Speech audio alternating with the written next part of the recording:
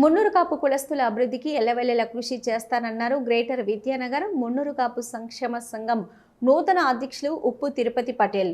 ఆదివారం విద్యానగర్లో సంఘం గౌరవ అధ్యక్షులు బోనాల నరసయ్య పటేల్ ఆధ్వర్యంలో సమావేశాన్ని ఏర్పాటు చేశారు. సమావేశం అనంతరం నూతన కార్యవర్గాన్ని కుల సంఘం బాధ్యులు మున్నూరు కాపు కులస్తులు కలిసి ఎన్నుకున్నారు.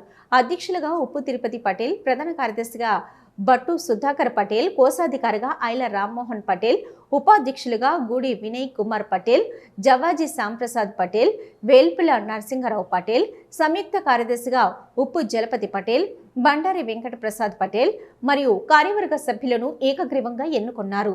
ఈ సందర్భంగా ఉప్పు తిరుపతి మాట్లాడుతూ మున్నూరు కాపులందరూ ఏకతాటిపై ఉండి సంఘ బలోపేతానికి కృషి చేయాలని, మున్నూరు కాపుల ఐక్యత కోసం పాటుపడాలని పిలుపునిచ్చారు. ఈ కార్యక్రమంలో మున్నూరు కాపులు పెద్ద ఎత్తున పాల్గొన్నారు.